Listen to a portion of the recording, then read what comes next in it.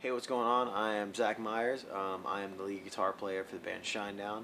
We are currently on the Avalanche tour that started, I believe, a couple months ago, and I'm here to talk to you about my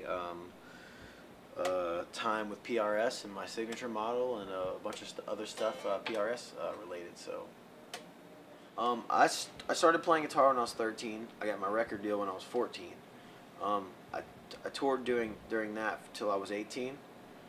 19, and then I started. I kind of wanted to get out of music for a while and be a guitar tech, and for me, I loved working on instruments and I loved working on guitars. So me being a tech was kind of natural. It was kind of a natural fit, and I started. I got my first guitar was a Series 10, not even a name brand, like almost like something weird like Strat copy, and then I had another guitar that my dad bought me, and then I saw two shows. I saw Seven Dust, and then I saw Collective Soul, and I saw this guitar that was odd shaped to me. I had never seen anything like it twice in a 2-week span, and I was like, I want one, whatever that is. So there was only one. I'm from Memphis, Tennessee. There was only one store that carried them. It was a place called Coley Stoltz in Memphis, Tennessee, and Eric Martin was kind of like the hot shot there. Like he sold PRSs, like he could sell them to an oboe player. And I walked in and I saw this one that was green, and it was a different color green than they made. I guess it was almost like a paint mess up, and there was only like 4 of them.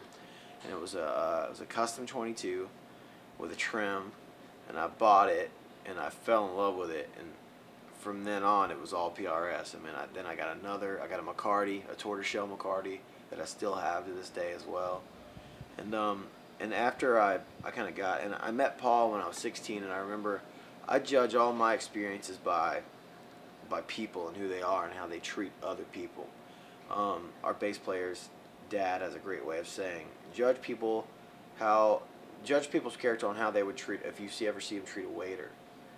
And I was like, all right. And then Paul had all these big wigs around him, and Ted McCarty was there, and a ton of people. And he took, I think, 30 minutes to show me every guitar. And all the guitars were red that year at NAMM. I remember it was like everything was red.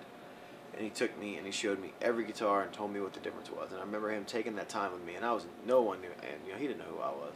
And that meant the world to me. So when I was 15 or 16 is when I started working with PRS. So.